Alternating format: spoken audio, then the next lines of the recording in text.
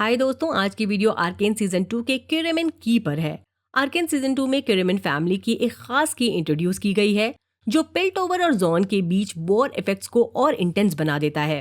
Season 1 की and में एक बड़ा इंसिडेंट हुआ। जिंक्स जो लीग ऑफ लेजेंड्स की एक मेन कैरेक्टर है, उसने पिल्टोवर काउंसिल के टावर पर एक रॉकेट अटैक किया। यहीं पर सीजन 1 का एंड हुआ और सीजन 2 वहां से शुरू होता है जहां सब कुछ बिखर गया था। आर्केन सीजन 2 मोस्टली उसके नतीजों पर फोकस करता है। पता चलता है कौन बचा और कौन नहीं। कैसेंड्रा कैरेमन जो पिल्टोवर के टॉप पावरफुल लोगों में से एक और कैटलिन की मां थी, उनका इस हादसे में मारा जाना कहानी पर बड़ा असर डालता है। इस वजह से कैटलिन रिवेंज मोड में आ जाती है और वाई उसके बढ़ते हुए गुस्से को संभालने की कोशिश करती है। कैसेंड्रा की मौत का दूसरा बड़ा इम्पैक्ट ये है कि उसके बाद कैरेमन फैमिली की एक चाबी स्टोरी में आती है जो एक इम्पोर्टेंट लेगेसी है। ये कि पिल्टोवर और जॉन के बीच की वॉर को और भी डार्क डायरेक्शन में ले जाता है, क्योंकि इसकी वजह से दुश्मनी और इंटेंस हो जाती है। कैसेंड्रा की डेथ के बाद कैटलिन की पूरी जिंदगी अचानक से बदल जाती है।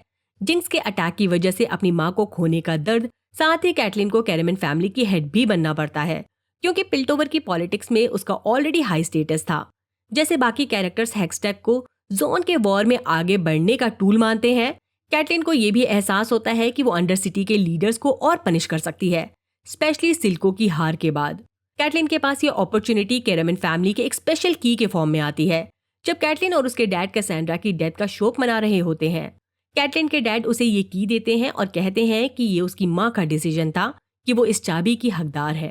कैटलिन ये सुनकर शॉक्ड हो जाती है। उसका मानना है कि अभी वो ये की डिजर्व नहीं करती, लेकिन उसके डैड इंसिस्ट करते हैं और बोलते हैं कि अब ये उसकी लेगेसी है। लेकिन ये कैरेमन की करती क्या है, ये रिवील नहीं होता जब तक आर्केन सीजन 2 एपिसोड 3 तक नहीं पहुंचता। एपिसोड 3 की ओपनिंग मोन्टाज में कैटलिन को पहली बार कैरेमन की का इस्तेमाल करते हुए दिखाया गया है। ये की उसके घर के एक कंप्यूटर को एक्सेस देती है, जिसमें पिल्टोवर और जॉन में इनकी फैमिली का इन्फ्लुएंस बढ़ाने का कंट्रीब्यूशन दिखाया जाता है। कैटलिन की मॉम कैसेंड्रा की एक रिकॉर्डिंग सुनाई जाती है, जिसमें वो जॉन में पोल्यूशन के बढ़ने और पिल्टोवर की फैक्ट्रीज में इंडस्ट्रियलाइजेशन के इफेक्ट पर बात करती है। आर्केन में इस पोल्यूशन को द ग्रे कहा गया है, जो ह्यूमन बॉडी के लिए काफी खतरनाक है। कैटलिन की मॉम ने अपने आर्किटेक्ट्स को जॉन में एक वेंटिलेशन सिस्टम डेवलप करने के लिए कहा था, जो अंडर सिटी के लोगों को साफ हवा देने में मदद करता है।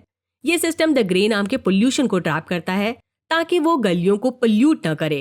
अब कैटलिन के पास कैरेमन की वजह से इस सिस्टम का कंट्रोल आ गया है और ये अब जॉन के लोगों के लिए खतरनाक बन सकता है, क्योंकि उन्हीं के बीच का एक इंसान यानी जिंक्स ने कैटलिन की मॉम को मार डाला। जब कैरेमन फैमिली की का एक्सप्लेनेशन दिया जाता है, उसके बाद एक मोन्टाज दिखाया जाता है। ये मोन्टाज एक सॉन्ग के साथ होता है जिसमें लिरिक्स होते हैं, is it bad that I am making friends with my demons, जो हिंट करता है कि कैटलिन अपने अंदर के शैतान को अपना रही है। अब जब उसके पास कैरेमन की है, वो जॉन के वेंटिलेशन सिस्टम का यूज करके द ग्रे को स्ट्रीट में रिलीज कर देती है ताकि पोल्यूशन उनके आसपास हो। साथ ही वो जॉन में एक स्ट्राइक टीम लीड करती है, जिंक्स को पकड़ने और अंडर सिटी के बाकी पावर सोर्सेज को डिस्ट्रॉय करने के लिए। कैटलिन अपनी स्ट्राइक टीम के साथ सीधा जॉन में जाकर जिंक्स को ढूंढने की बजाय कैरेमन की का इस्तेमाल करके जॉन की स्ट्रीट्स में द ग्रे लीक कर देती है।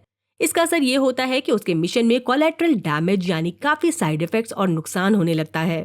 द ग्रे के लीक होने से सिर्फ जिंक्स पर असर नहीं पड़ता, बल्कि जॉन की जनरल पॉपुलेशन जो ऑलरेडी मुश्किलों में जीती है, उस पर भी काफी इफेक्ट होता है। एयर पोल्यूशन और टॉक्सिक एटमॉस्फेयर से लोग बीमार होने लगते हैं और जॉन की गलियां और भी डेंजरस बन जाती हैं।